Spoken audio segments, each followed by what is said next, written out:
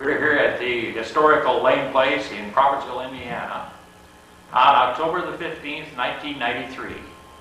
We are about to do another in a series of interviews with veterans of World War II.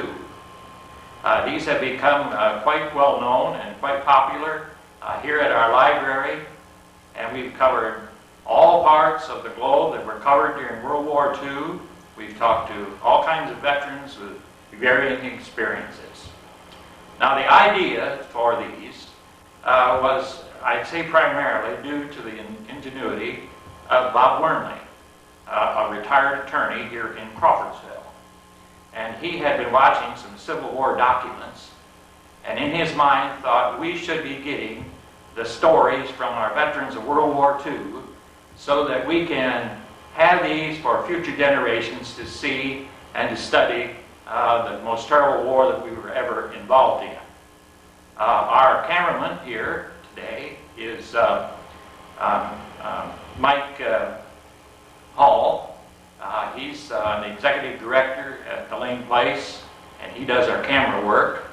And as I mentioned, I am Clare Chamberlain, and I live here in Crawfordsville. I'm a past commander of the American Legion here at Crawfordsville and a past 6th District commander. It's a beautiful day, October the 15th, 1993. We've had a tremendous year for the harvest. Farmers have been busy in the field and have gotten their soybeans done. And it's just one of those kind of days that you enjoy, a nice fall, colorful day, and it's nice to be outdoors. These films that we're making, these tapes that we're making, will be the property of the Montgomery County Historical Society, and will be in the library along with others for your use. This morning we're going to be interviewing another veteran of World War II. I'm sure that you're going to be interested in his story. We've tried to keep a variety of a lot of different experiences, and we feel today that we have an experience that we really haven't touched a great deal on in our interviews. And so I'd like at this time to go to our guest that we'll be interviewing this morning. And sir, could you tell us what your name is? My name is Alan Kinnaman. I see. Well, where were you born, Ron? Well, believe it or not, I was born in Baltimore, Maryland. I see. And that was when my father was finishing up med school at Johns Hopkins. And then came back to Crawfordsville, and I was raised here in Crawfordsville. I see. Do you have any brothers or sisters? I have two sisters, both younger than I. Are they living? Yes, one lives in Winter Park, Florida. That's the youngest, Martha Jo, and the middle one, Mary Edith, lives in Colorado Springs, Colorado. Mm-hmm. What year did you move to Crawfordsville? Oh, I think it was probably 1919. 1919, I see. And you mentioned your father, and what was his name? My father's name was Dr. Howard A. Kinnaman, and he was a physician here in Montgomery County in Crawfordsville for a number of years. Mm-hmm. What was your mother's name? And her name was Winifred. I see. What was her maiden name? Do you know? Yes, I do. As a matter of fact, it was Wilson. Wilson. Yes, they were from Danville, Indiana, and they were of the Quaker persuasion. Oh, I see. Yes. What year did you graduate from Crawfordsville High School? 1936. 1936. Well, Al, what did you do after that? Well, as any child that was born and raised in Crawfordsville, went to Wabash College. I see. My dad was a college physician there. I see. So we had a small scholarship, and that was decided that I would attend Wabash. I see. Did you go all of your college career? Did you go to Wabash? I did. Graduated there in 1940. 1940. That's how you got involved in the World War II business. No, I went from Wabash College after graduation. I went up to work in Mishawaka, Indiana, at Mishawaka Rubber and Woolen Goods Manufacturing Company, whose trademark was a red ball on the bottom of all their rubber footwear. And I worked there, and of course the draft was held in December of 1940. And I remember at the time that I thought my name probably wouldn't be called for quite some time, and I was called in March of 1941. That's before the war started. Yes, it is. I could have gotten a 6-month deferment, But there was another young man that I had lunch with every day, and his name was Neil Bernasco. I can remember that name. Mm-hmm. And he said he couldn't get a deferment, and would I go into service the same time he did? I said I would. So we went over to Fort Wayne, Indiana, and were sworn in there. We're sent from there to Fort Hays at Columbus, Ohio. And that's the last time I ever saw Neil Bernasco. I don't know whether he's living or not. That's Do what not know. usually happened when you went in with a buddy. You might be together a little bit through boot camp or basic training, and then that was it. That was it. So from there, I was shipped by train to Camp Shelby, which is at Hattiesburg, Mississippi. And that's where I started my army. What were you in the infantry? I was with Artillery? guess you'd call it the artillery. We were with a cadre of National Guard troops from Kokomo. And I went on those famous Louisiana maneuvers of 1941. And while there, Roosevelt said that we should extend our service by another year. And being a college graduate, I thought, well, I'd look around and see what I could see. So I saw the Air Corps, and I went over to, let's see, that was at Selma, Alabama. I took my physical at Selma, and I passed it. And I went to the Air Corps on January 1, Order Number 1, 1942. I see. Where were you when the Japs hit Pearl Harbor? I was sitting at Camp Shelby in a tent on Sunday morning. Mm-hmm. Did you, in your mind, think, oh, I'm going to be in longer than one more year? I don't think that thought ever crossed my mind. I really don't. Being young, and I thought we should go get them. I see. Was a lot of patriotism back then, wasn't there? Yes, there was. Yeah, they're really, I can remember that too, very, very well. Well, you're at, in Louisiana, I believe you said, Al. Well, that's where the maneuvers were. I was actually still coming out of Camp Shelby in Hattiesburg. And then I transferred to the Air Corps, and I was sent to Montgomery, Alabama. That was the headquarters for the Southeast Training Command. And at that time, with war just being declared, they didn't have enough bases to handle all the pilots. So I was sent home for 2 weeks until they finished a base somewhere where we could be sent. Home being Crawfordsville. Home being Crawfordsville. Right. What did you find when you came back to Crawfordsville that 2 weeks? Did people, were people upset about the war, just starting? What was going on in Crawfordsville? I don't really think I can remember. I really can't. Okay. Anyway, we went back then to Montgomery, and I was shipped out of there to go to my first flying school, which was at Carlstrom Field at Arcadia, Florida. And that's where I learned to fly the old Yellow Peril, it was called, PT-17A. And then from there, after I finished that successfully, I went to basic training at Gunter Air Force Base back at Montgomery again. And had a kind of a funny experience there. My first attempt at night flying, nobody had told me to line up the lights at the end of the field to get a horizon established. So I'm looking over the nose of the plane when I see the ground. And by that time, it's a little late. So when I pulled back on the stick, I flattened her out across the field and stripped off the landing gear and the prop, flaps, a couple other things. And I figured, well, they're going to wash me out. Uh-oh. But I went to the Board of Inquiry, and they asked me if my instructor had told me about that, looking at the horizon. I said, no, not to my knowledge. And I had a tough instructor. His name was Hermann Wilhelm Volker. He should have been in the German Air Force.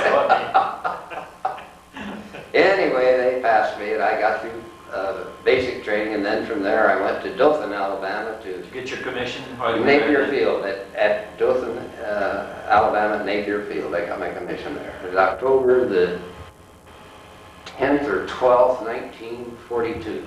I got my wings. I see. And, of course, then I thought we'd be shipped right out and go overseas and start fighting. Wrong. I was kept as a instructor. And the longer I instructed, unfortunately, the more valuable you come to the training command because of your experience. So it gets tougher and tougher to try and get out to go overseas. I wasn't married and didn't have a girlfriend at that time, and so I was really ready to go. So finally we talked the commanding officer into having a lottery every month and allow one pilot to go from the training command to the fighter command. I won that lottery in January of 1944, so I was on my way. And I was shipped to Salinas, California, and after from Salinas I went to Freda, Washington. Now that's up close to Grand Coulee Dam and in that area, and we were told to fly old P-39s that had come back from combat from the South Pacific, and they were pretty irrelevant. But we got through that all right. You weren't in the P-38 set? No, yeah. no. The first P-38 I ever saw was when we got to Van Nuys, California. That was my next stop. And they had taken the armor plate out of the back of a P-38 and put what they call a jump seat, so you could ride behind an experienced pilot and see what it was to fly a P-38. We got down on the ground, and afterwards we gathered back in the barracks, and the guy said, well, who was your pilot? And I said, somebody named Captain Harmon. And that's when I found out I was riding with the All-American from the University of Michigan, from Gary, Captain Tom Harmon. Tom Harmon. Yes. So. That's interesting. Yeah, that was interesting. Yeah. Then we graduated from that school and waited our assignment to go overseas. And I will say that Tom Harmon and his wife, I think her name was Elise Knox, and she was a movie star, threw us a very nice going-away party at the West Side Tennis Club, as I remember. So the next thing you know, we're on a train. There lots of speculation about where we were going to go, to Alaska or the Pacific. And the next thing I know, we're on a train. That was an odyssey. I think it took 10 days to cross the United States. And we ended up at Camp Patrick Henry at, I think that's at Newport News, Virginia. Whereupon we got up on a liner. It used to be a liner. It's converted to a troop carrier. And went from there to, let's see, the first stop was Oran. And okay. In North Africa. Okay. That was a troop ship that you got on. Tell us a little bit about, and had you been checked out on the P-38 for this time? Oh yes, we graduated from that. Tell us a little bit about, to back up a little bit, Al, tell us a little bit about the P-38. What kind of armament it had, what it was designed for, engines. Give us some information about the P-38. Well, let's see. It was powered by Allison Motors, made right over here in Speedway, Indiana. It was a big airplane. How many did it have? It had two motors, and they were about 1,250 horsepower each. It had a big wingspan. It was 56 feet across the wings. It had a single cockpit in the middle. It had twin booms and twin tails. And for armament in the nose, you had four 50 caliber machine guns and one 37 millimeter cannon. 37? I think it was. And it was a maneuverable airplane, but it became twice as maneuverable when the later models got what we called aileron booster control, which is the same as power steering in your new cars. And then it was twice as maneuverable. It was primarily a fighter plane. It was used a great deal in the South Pacific, some in England, but also the other place where it was greatly used was in Italy. And we escorted the bombers to and from Italy to the various targets that they bombed. Well, I think of it, one of the, I'm not sure how much truth there is to it, but I had heard, and back when I was in the service, that because of the design of a P-38, and then being in the middle and the engines on each side, and with two tails, that you couldn't bail out of one. Is that true? No, but it certainly did cause a lot of controversy. That's true. I've seen them bail out, and I didn't ever see anybody get hit. Did you ever bail out? Oh, I never had to, thank goodness. What did they do? Turn the plane upside down? Usually. You rolled it over and bailed out. Yeah, well, I guess there was something to that. I know I was in the Navy, but they still had that discussion about a P-38 would... Well, one other thing about the P-38 that was very good was the fact that the propellers were counter-rotating. And to a pilot, that means you don't get high-speed stalls. And it makes it a lot safer to fly. I always thought it was kind of like compared to a P-51, we were like a lumbering old truck. That was a beautiful airplane, which I really wanted to fly. How about P-47? Did you want to fly one of them? Well, that one we called the Jug. That was a great one for doing strafing down low because it had that great big Pratt & Whitney radial engine out in front, and it would take an awful lot of lead without stop running. It'd keep right on going. Yeah, good plane. Yeah, that was a good plane. Very sturdy. Yeah, it was. Well, let's see now. We've got you to the East Coast, and you're getting on a troop ship. How many men were there on the troop ship? Well, let's see. There were 6,000 troops. There were about 40 pilots. There were 100 Dominican, or not Dominican. Yeah, there were too. There were nurses going over there. We were repatriating 6 Italian war generals. We had quite a group. I think that was owned by a ship line like Cunard. It wasn't Cunard, but something like that. And it was manned by the Navy, at least by the Navy, and manned with the Coast Guard. I see. So it was quite cosmopolitan. How were conditions on there? Did you get ample chow? Yes. They came to us when we first got aboard and said, if you want 3 meals a day, you got to stand guard duty in the hold, and down where all the troops were. Well, I like my 3 meals a day, so I volunteered. So they strapped a 45 on around your waist and put you at the head of the companionway. And if those troops had wanted out of that hole, there was nothing I could have done about it. Were you, by this time, had you been promoted at all? No, I was still a first lieutenant. You were a first lieutenant. I see.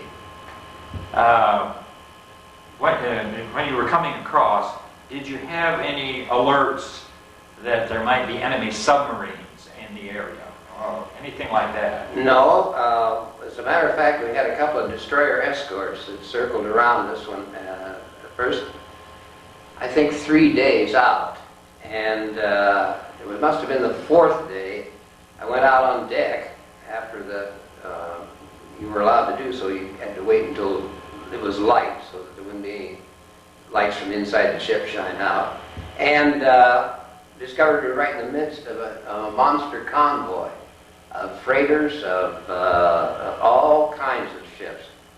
And I found out later that was the invasion fleet for southern France. Oh, I see. See, this was in 44 that I'm going over. What month was that, Al? I went over in May of 1944. Okay, and the D-Day was in June of 44, wasn't it? Mm-hmm. June 6th of 44, something like that. That's right, because I was in Italy just 1 year. Then what did you do, go through the Straits of Gibraltar? Yes, and then we went to Iran and in Algeria and landed there and dropped off some people there. And then went from there to Naples in Italy, and I landed in Naples in the middle of the night. You said you landed on a ship? Yeah, the ship landed in the middle of the night in Naples harbor, and that was, we did have an air alarm alert that night where they shut off all the lights. Apparently, it's false alarm. There were no bombs ever fell. Well, now Italy was out of it, but the Germans were in there, weren't they? Oh yes, they were firmly established in Italy.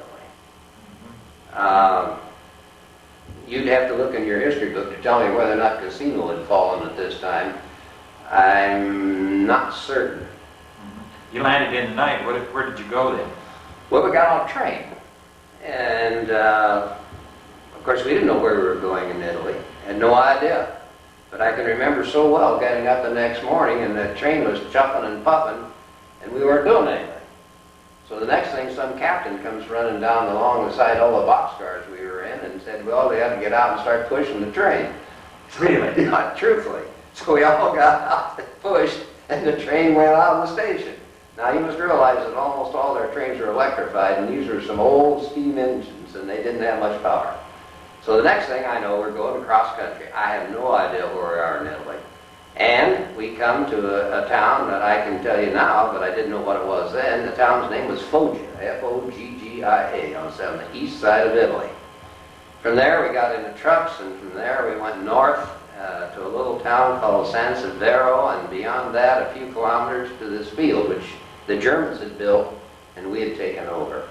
And that field consisted of one main landing strip, which was about a mile long.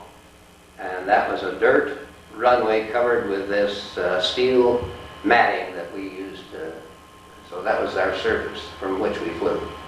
I see. Had just one strip? One strip. No matter which way the wind was blowing? The strip was north-south. You either took off to the north or you took off to the south. Did it have a tower to come in, to guide you in? That you called when you came in, or just... Oh, you had a radio communication, yes. Did you? Oh, yeah. I see. Now, is that where you picked up your plane? First plane? That's where I picked up the plane. Is that the one you showed me in a picture a while ago, which Yes. we'll look at a little later on? Right, that was kind of interesting too. We had plenty of pilots, but not enough planes. So I had gone down to the crew line, and here sat a brand new P-38, and nobody was flying it. And I asked the crew chief what he's getting ready to do. He's getting ready to paint the number out, because it had the number 13 in it. And I said, well, that wouldn't bother me, I'll fly it. So I went back up to the CO and talked to him about it, and I was assigned that plane, so I got started right away. Well, some of the fellows had to wait about 2 weeks before some planes came in. I see. You were anxious to get going. Oh, sure. Yeah.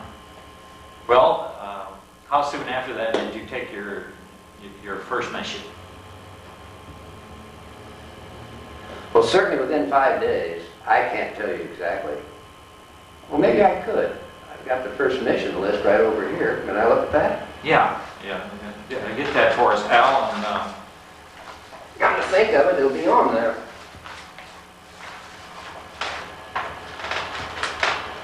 Okay. The first one was 8/29/44. 8/29/44. Where'd you go? Went to, you pronounce it, you can have it, Moravska, Czechoslovakia. What was your, what was the mission there? Well, the mission was to escort B-24s. And the next one we went on was 9/2/44, and that was at Nice, Yugoslavia, and that was a strafing mission. Okay. Oh, when you got ready to take off, and you got your orders, were you taken into a room and briefed, Oh, yes. like you see in the movies? Yes, we were always briefed as to where the target was. The bombers always got a head start because they're much slower. So you try to pick up the bombers somewhere over the Alps, which means that the bombers were in the air probably 2 hours before we took off. And then we'd pick them up over the Alps, escort them to whatever target we were going to. Yeah, what did they tell you in the briefing? What did you learn? Well, first thing you learn about the weather. What's the weather going to be like? Are you going to have a lot of clouds? Are you going to have rain? How about the enemy? Whether they're around or not, or what? Well, basically it was just keep your eyes open because, as I said to you, the German Air Force was so heavily occupied with the invasion of Europe from the Normandy coast and from the Russian front, they didn't have anything to spare in our part of the world. Although, I can tell you by looking at my mission sheet when it was I took a photo plane up to Munich, Germany to assess bomb damage, and we were flying about 24,000, 25,000, and the photo ship was a British ship called the Mosquito, and it was down below us at about 21,000. And we were flying around over the top of him while he was taking pictures, and I remember looking up and saying, what's a bird doing up here? This high? And I took a double take, and it was, and it was my first view of a German jet. And we didn't know what it was, except it didn't have a propeller. That's all we knew. So we went back and told intelligence what we'd seen, and they knew that the Germans were developing jet aircraft. They didn't have enough fuel capacity, so they couldn't stay up there very long. And because of their great speed, you can't turn a tight circle. You have to fly a wide circle. So it's kind of like circle up the wagons. Here were the 4 P-38s and the Mosquito going around in this circle, and on the outside of it was the jet, but he only made about 3 passes and then had to go down and land. So I see. nobody shot at anybody. All right, you'd start out on a mission, and you'd get out over the Alps and beat the bombers. Mm-hmm. And did you have communications with the pilots In your group, yes. in the bombers? No. Just in your own fighter group? No, you had a frequency. If you had to call them in an emergency, you could. How many planes would there be on that mission? P-38s now? Well, it'd be our squadron had 16 planes, and there would be at least 48 planes if our group went up, because we had 3 squadrons in the group, 16 per group. And the bombers could be as many as 48 or twice that. I've seen as many as 96 over a target. Of course, there were more than that out of England, but we weren't as near as big a bomber force out of it. Where, how many missions did you have altogether? 64. 64. Rather than go through all of them, pick out a couple of missions where things were pretty touchy.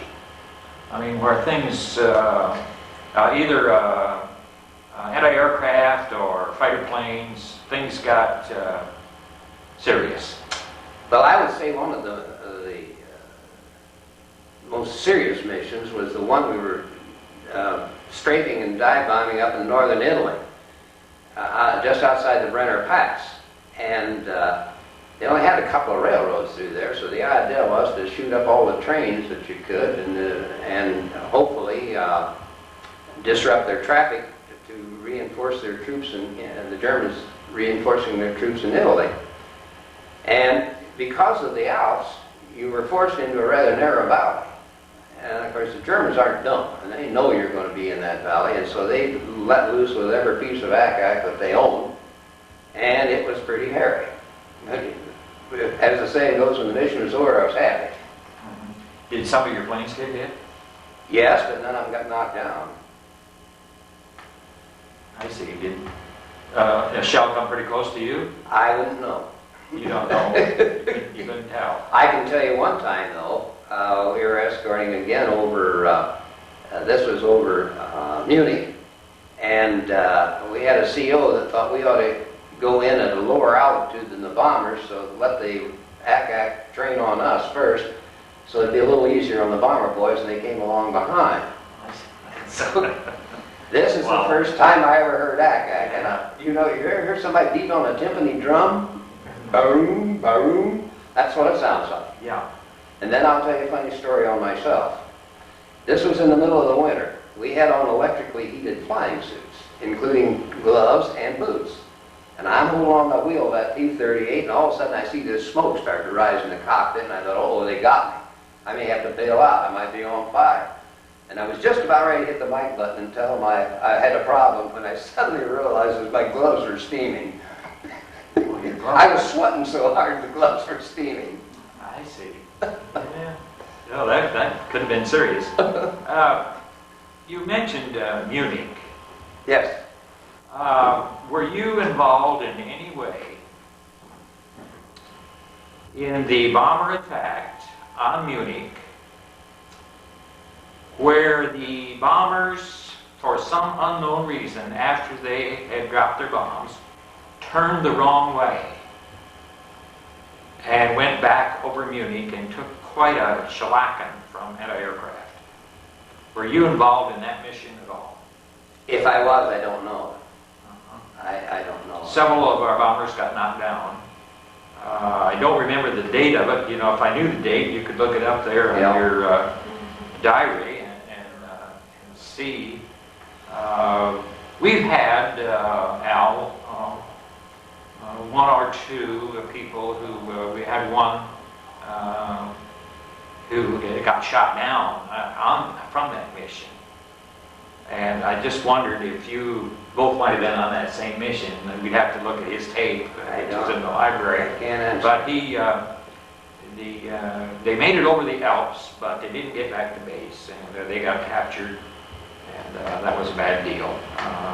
The whole thing is, it's an interesting story, but a sad story that he tells. But Munich, they were in there to get the thing that you mentioned a while ago, which was the rumor was, or they knew, that there were jet planes being made at, I believe, the BMW plant. Would that be right? I can't answer that. I can tell you this, that we were strafing one day down close to the Alps. We were flying down the Autobahn, and we were at such low altitude that you could look off left and right, and we saw them parked out in the forest, and they were using the Audubon for takeoff strip. But the factories were buried, as we understand it, in the Alps. They tunneled underneath the Alps and built their assembly plants in there. Yeah. Did you strafe the railroad yards at Munich? No, I strafed the Danube, the barges on the Danube, but not the railroad yards. On a strafing mission, tell us about that. Do you come in and dive? How far are you off the ground? Tell us a little bit about a strafing mission. It depended on what the target was, on what altitude you were flying. Well, let's say it was a train. As a train, well, you probably got pretty close. You ought to be down at least within 500 feet, and some of us were a lot lower than that. I remember one time when we were coming back from a mission, and somebody spotted a locomotive going across a track about 10 miles away. And we got over there, and he was hauling about 12 crippled engines behind the main engine. They were taking them to the repair yard. So we strafed those, and there were times they were up on a grade like this, the track was up here, we were actually below that track, so shooting up at it a little bit. So we flew low. Mm-hmm. Now, did you fly parallel to them? Did you come from No. behind or sideways? Sideways, from the side. From the side. Mm-hmm. And what other things did you strafe? How about troop movement? Well, once in a while we saw a troop train. You have to be a little careful about strafing troop trains because too many times they put civilians on those trains also. And you certainly didn't want to shoot up civilians, nor did you wish to shoot up prisoners of war who might be there also. So we call it targets of opportunity. If you saw something that looked like it had military value, you tried to shoot it. And we were talking about barges on the Rhine and barges on the Danube. Oil fields. Oil fields, well, we didn't shoot up the oil fields, we escorted the bombers over the oil field. And I guess we wasted an awful lot of Uncle Sam's ammunition a few times trying to shoot the high tension wires, knock the insulator apart so the wire would fall on the crossbar and short out. If it did, you got a beautiful ball of fire rolling down the wire. Were you, now listen, were you looking for something to strafe? Yes. On your own or as a group? Well, usually split up in two groups of, you had 16 planes, you usually split up into 4 groups of 4. Were you on your own? Mm-hmm. Did you have to get permission to shoot something? No. If you felt that that was something that was an enemy movement that needed to be knocked out, then you had the authority, so to speak, to go ahead. You surely did. Did you log what you, or just...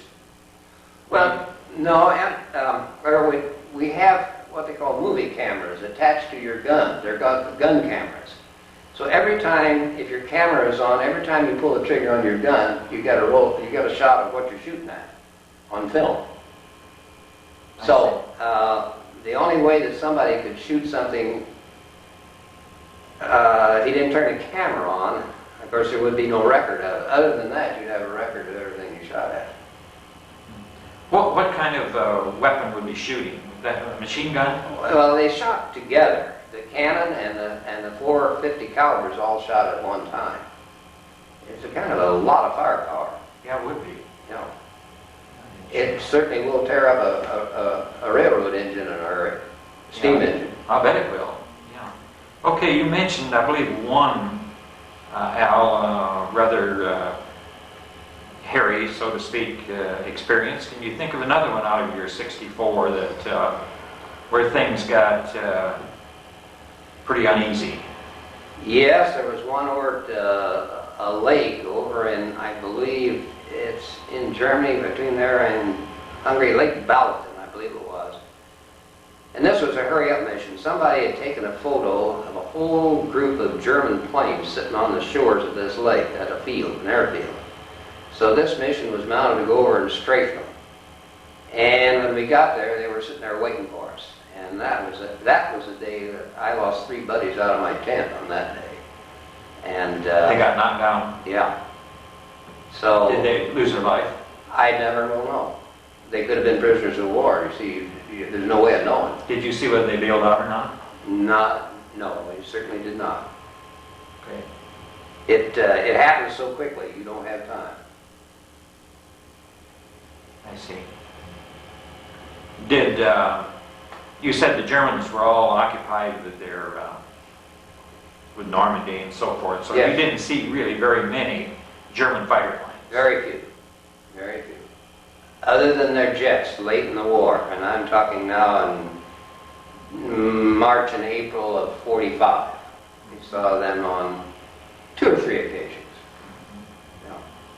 Yeah. On a mission, one that you're going to go to Munich, or you're going to go up where things are pretty lively, what time of day would you be leaving to go on that mission? Well, we usually took off between 8 and 9 in the morning, and the bombers left much earlier than that. That's what you said. Yeah, and we had 2 belly tanks underneath the wings of the B-38 to extend your range. There was about 165 gallons in each belly tank, as I remember. And my average mission was better than 5 hours. So we were up there quite a while. My longest one was 6 hours and 45 minutes. Did you have a way to get a drink of water? Nope. And no food, no water, no relief? Oh yes, had relief too. You had relief too. Okay. When you get ready to leave, did you have a crew chief on your? Oh yes, every plane had a crew chief, and I can tell a funny story on myself about before we left.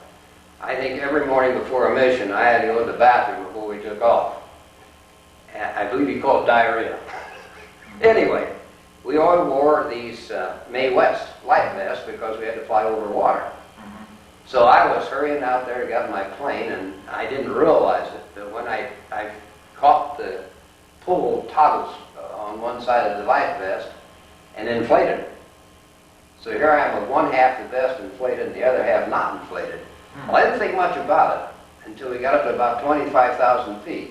This thing started to swell. Because you know the higher you go, the thinner the air and the more it expands.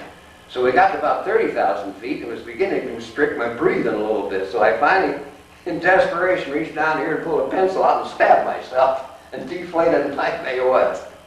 So everything was fine. You had a thermometer, inside and outside thermometer in your plane? What would the temperature be in your plane? I don't remember in the plane, but I can remember outside the plane. A couple of times over the Alps, it got to 1560 below. I can remember that. I can remember that you had to close all the radiator vents so that you didn't let any cold air get to the motors, or they got too cold to run properly. It was cold up there. But of course, with electrical heated flying suits, and you really didn't notice it inside the cockpit. Did you ever get, with 64 missions, did you ever get, as you got into them, to the point where you didn't have butterflies in your stomach when you left? No, I did not. I had a brother who was a crew chief on P-47s, and that was one of the things he mentioned when he first got home after the war was over. When he would buckle his crew chief in, was the apprehension on the part of the pilot. Well, I think it's only natural, and of course you can be well assured the adrenaline is flowing. Yes. And when they got back, they retired. Yeah, you know. Once they got landed and got out of the plane, you retired, weren't you? You retired far more mentally than physically. Yeah, mentally. Yeah. But it made a physical tiredness because you were mentally tired. That's right. Are there any other missions that you can think of, Al, that you had? Well, I can think of one interesting one. There was an island off the coast of Yugoslavia. The island is Vis, V-I-S. And Tito Mihalovic and his Yugoslavians had taken over that island, and they had put down a small landing strip and a refueling dump there, so that people were coming back from a long mission and were running low on fuel, you could land there. We're about an hour out of our field. So one day, one of the guys in the formation was quite low on fuel, and so we all went in there for a landing without any problem. We all landed, went over and refueled. The Yugoslavs wanted to buy your 45. Oh, I tell you, they really wanted your 45. And of course, you couldn't sell it. So back in the plane we got, and to taxi out to where we were take off, we had to go down through a little sloping area like so, and they had laid the landing mat in there. And they would signal you to come ahead and then rev it up and so forth. So I went sailing through that, got up on the runway. Nobody said a word. Put both throttles to firewall as you always did for takeoff. Got about halfway down and getting close to takeoff speed, and that plane started to vibrate so bad I thought it was going to come apart. And really, I was scared. I really was. I didn't know what was going to happen. Well, once I got out airborne, it didn't take me but a second to find out the right engine was the one that was rough. So I throttled it back and pushed the other one forward, and flew home that way, and it wasn't until I landed in Italy that I discovered what had happened. When I went through that landing mat, a piece of it tipped up, and I took off 3 feet of one of the blades of one of my props. And that's the reason I figured it was out of balance. Yes. Well, did you feather the prop? No, I didn't have to. I could run it at a low speed, and it was fine. Did you ever have to come in on one engine? I didn't. A lot of the guys did. A lot of them did. And we also had demonstrations by pilots out when I was in California, how you could take one off on one motor and land on one. Did you practice with that? No, they didn't want you to practice with that. They just wanted you to know how to do it. Well, it's a good thing that you didn't have to. I agree. Yeah. Well, I wonder at this time, Mike, if we could take a short... One of the things, Al, that we might go back to here just a little bit is we talked about briefing before you went on a mission. How about when you got back? Well, we got back. You had to go speak to the intelligence officer of the squadron, and he would ask you what you accomplished on your mission, what you shot at, what if the bombers were, he thought we were successful in their mission, and any pertinent information that could be used by intelligence. And of course, as I said previously, the first time we saw this jet airplane, we of course promptly reported that to intelligence. Now, were they pretty interested in that? Yes, they were. Did you get a picture of it, by the way? No. Did you have any way to take a picture of it? Only by shooting at it. That'd been the only way I could have taken a picture of it. Well, you couldn't have hit it. It was too far away. But too far away and too would fast. Your camera picked it up? I really don't know. I don't think we ever... Nobody was alert enough to consider that possibility. Yeah. I know that the Germans, they were really working on that. Also, Al, you've talked about your buddies that were in the other planes. There were 16 of you.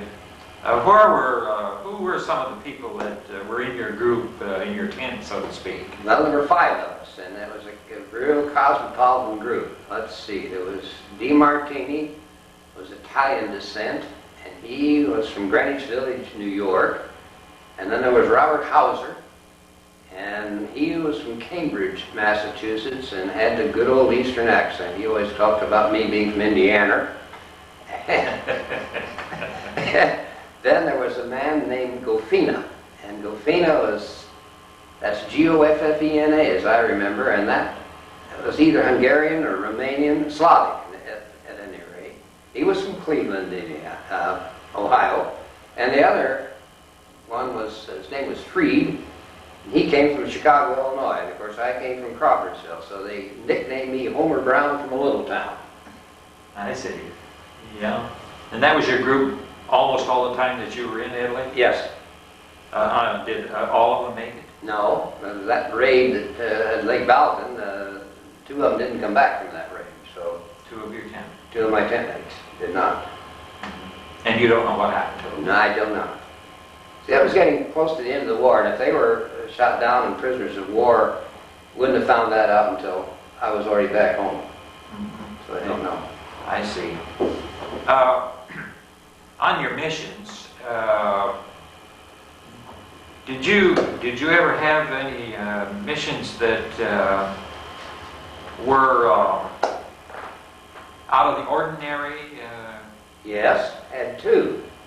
One was a so-called secret mission in which we were flying an air marshal from England back to England. We were escorting him. Now, we didn't fly him all the way back to England. We escorted him over the Alps in France, where he was met by another group from the U.S., and then they escorted him over to the English Channel, and the British picked him up there. So that was a so-called secret mission. There was one other mission where the Russians overran a prisoner of war camp in Romania. And I escorted some C-47s over there, or C-46s, to pick up those prisoners of war. And the field was so muddy that we didn't land. We just circled around over the top of them while they picked these people up. And then the third mission, come to think of it, was an interesting one also. We flew to Yugoslavia to drop supplies to Tito. And we escorted the C-46s, and they shoved the stuff out the door and by parachute and came down on the ground and picked up by the partisans. Yeah. Are these secret missions, so to speak, part of your 64? Yes. By the way, if I remember right back then, when you had 50 missions, couldn't you come home? Yes, you were allowed to come home. I stayed for a second tour of duty. And just signed right over and stayed right there, right? Well, they promised me a promotion. Yeah, that's when you made captain, no doubt. Yes. Well, that was great. I see. Have you got a list, I believe you do, have a list of some of the places you went on your missions that you might...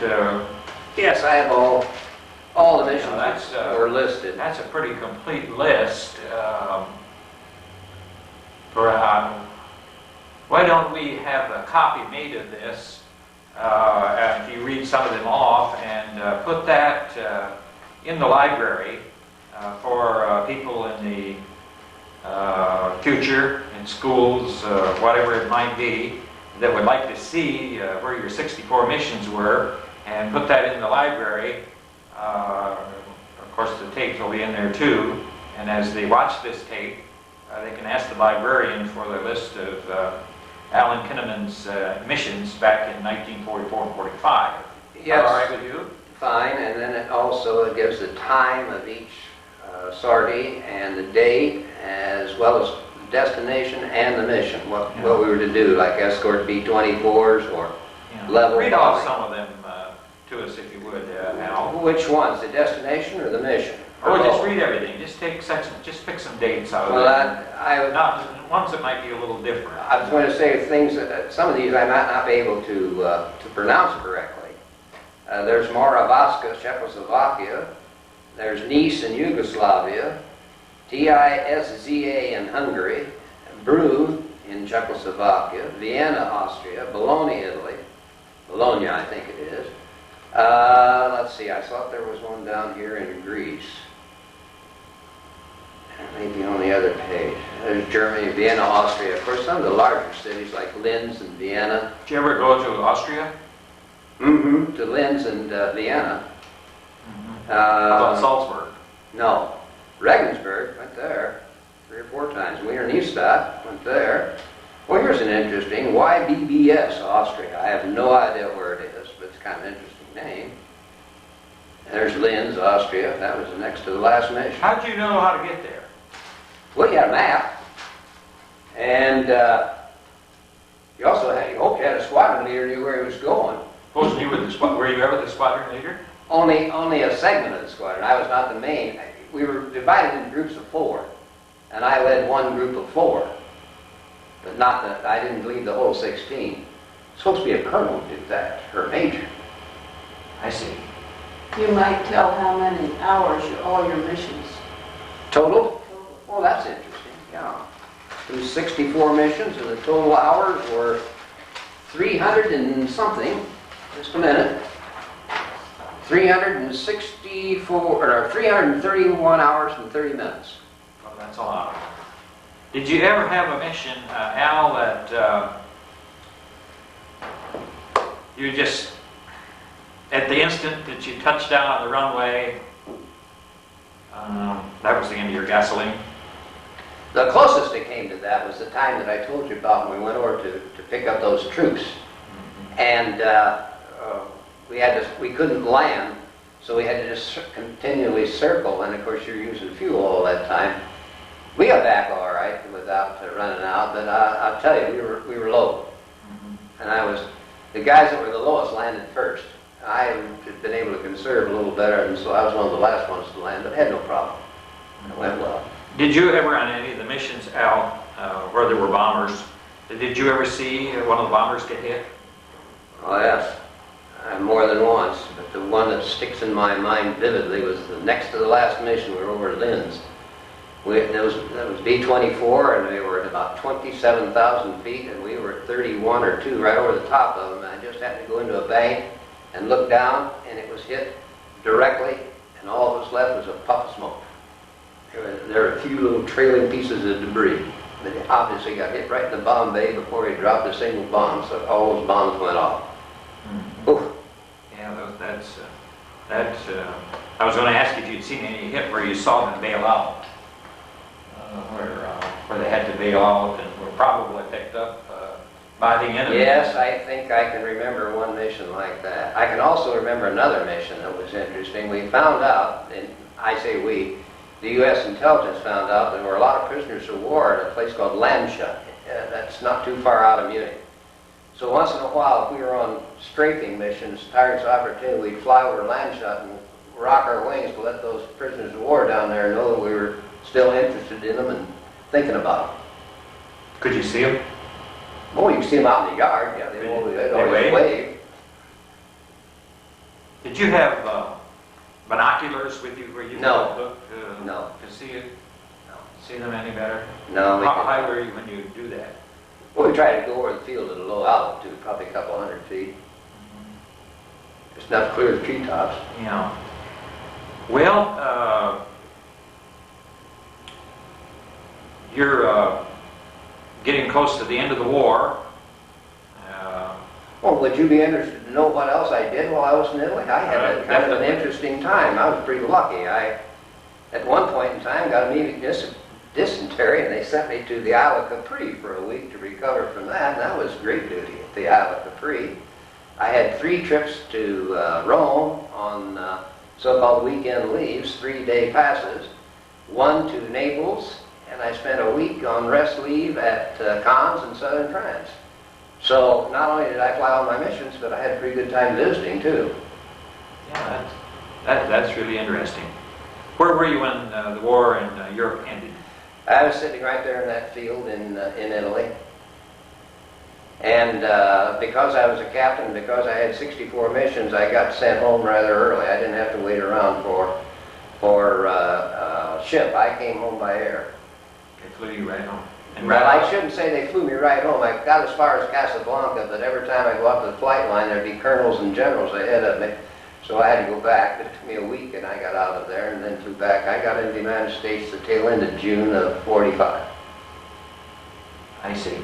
Was there any talk that they'd keep you in, have you go the other direction? Because they didn't drop the atomic bomb until August of '45. No, of course, I got a 30-day leave at home. And during that period of time, I went to Chicago and applied for every airline that existed and didn't make any of those. I don't think they were very interested in fighter pilots. They wanted somebody that flew slow and straight. And so I came back into the service and eventually ended up at Victoria, Texas. And while there, I applied to fly P-51s so that I could go to the Japanese theater operations. But before we ever got into training in P-51s, the war was over. So then I came home. And I got here, I think, in September of '45, and my official leaving the service date was December the 3rd, I think, 1945. And you came back to Crawfordsville? I came back to Crawfordsville. I did. When did you get married? Well, let's see. Sarah and I met in January. You better know this one. '46. We were engaged in March and married June the 22nd. Of '46? Of '46. I see. And by that time I was in Niles, Michigan, and where I am today still.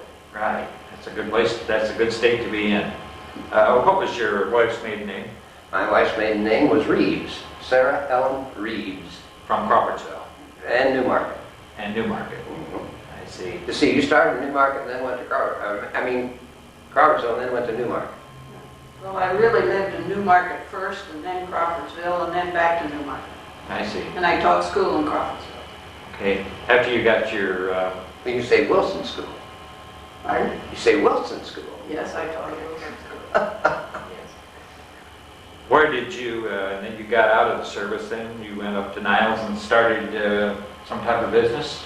Well, as a matter of fact, Culligan opened a soft water business here in Crawfordsville. And my mother thought I ought to investigate it, so I did, and eventually I became a Culligan dealer in Niles, Michigan. That's how I got in Niles. I see. Yeah. Do you have children? I have one boy, One boy. yes, and he's a librarian in the science library at Harvard. I see. You have any, is he married? No, I was going to ask you about grandchildren. no grandchildren. No grandchildren. I see. You've lived in Niles then since 1946? Yes. Really, haven't you? Yes, I've lived there now longer than I ever lived in Crawfordsville. Are you retired? Yes, I am. It's nice, isn't it? I've enjoyed it. Yes, it surely is.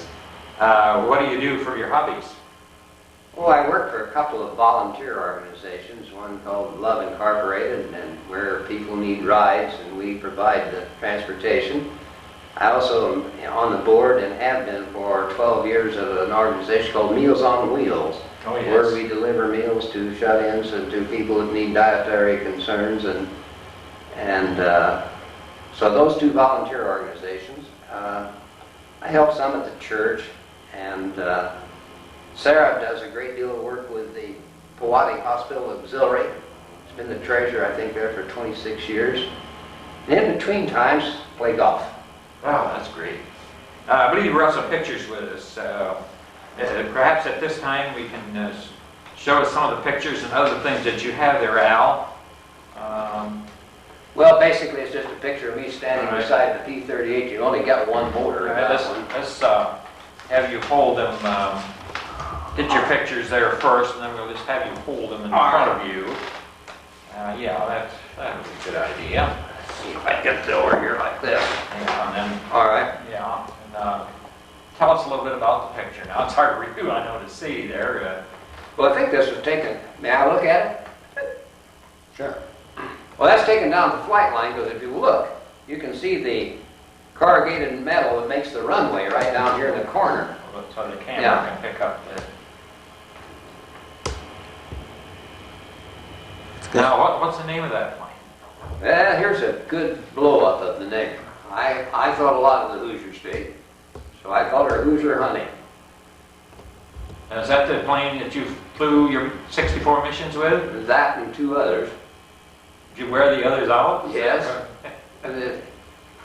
Well, they got newer models. I see. That was the big thing. Remember my telling you about the aileron booster control we got in the later models? Uh-huh. Well, this was the last one that I had. That was the newest one. And I think you can, no, that's the wheel cover. I thought you could see the belly tank. You cannot. But that's the Mae West I was talking about. That's what That's the I'm one wearing. that accidentally got... I accidentally inflated one half of it. Yeah, that's the one. But your pencil took care of that. I stabbed myself.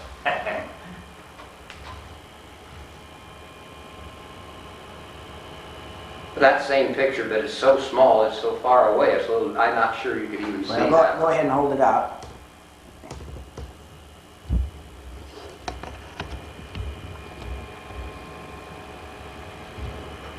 I think we can get that good. Yeah. All right. Thought we had one here. I'm sure you can't see the one of the belly tank. That's unfortunate. I thought maybe, can you see this one of the tents with all the bending out being Yeah. aired? Let me zoom in here. That was our quarters. While we were there, we had two Italian prisoners of war that ran the officers' mess and the enlisted men's mess. And you weren't supposed to barter with the Italians because we were having to feed them anyway. So anything that we took away from them, then the government had to supply. But they liked cigarettes and soap. They were great trading materials.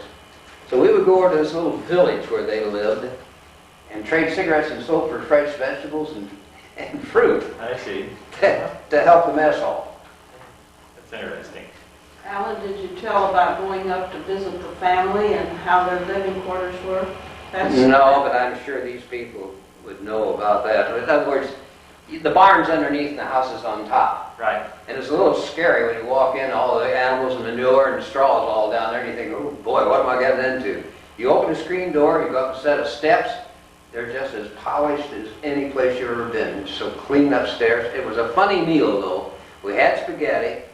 We didn't have sauce on it like we have in this country. They had olive oil. And the 2 Italian prisoners of war spoke just a little bit of English, and we spoke no Italian, so it was a strange meal. Let's see, there were 4 of us and 4 of them. There were 8 people there. We understood when to eat and when not to. I guess that's the Was it good? It was good. It was excellent. The only spaghetti I ever got a hold of one strand, you could suck the whole plate up.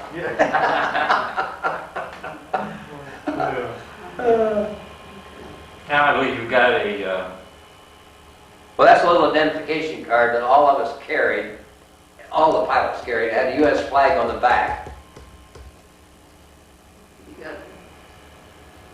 And then on the front, it had your picture, and then a whole series of, well, the statement's the same in 5 different languages, I believe it is.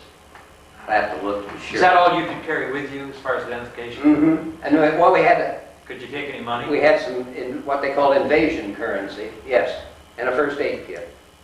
I see. That was it. Okay, what you got here now? Well, these are some mementos of my time in the service.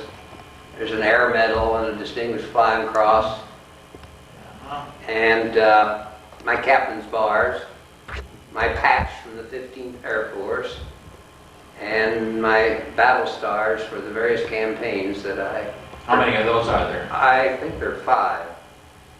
Some of those are oak leaf clusters, meaning more than once for the same campaign. I see. And then my original set of wings that I was given in October of '42 at Major Field. That's the original wings. Yeah, that's interesting. Yeah. That's interesting. Yeah, that certainly is. So I see I seemingly have relived about 5 years of my life that I never thought I would, Art. Yeah, that's right. Yeah, it's very, very interesting. Well, we certainly do appreciate, Al, you and your wife driving down from Niles, Michigan. I've mentioned your name here in Crawfordsville, and your father was a well-known and respected physician Thank you. for many years here in Crawfordsville, and people know who you are, and we're just thrilled and happy that you took the time to drive down here today to become a part of the history of Montgomery County and have your story told and be in our library for many, many decades and centuries to come. It'll be there. We'll send you a copy of this when Mike gets them prepared, and then there'll be 2 copies that'll go in the library. We always leave one there in case one of them might not show back up. And, people come in and look at these, and history classes use them, Wabash College uses them, and they're very interested. So on behalf of Crawfordsville and Montgomery County and all the people of Indiana and America, I want to thank you for what you did for our country. Well, no, I better thank you for what you did. Yeah.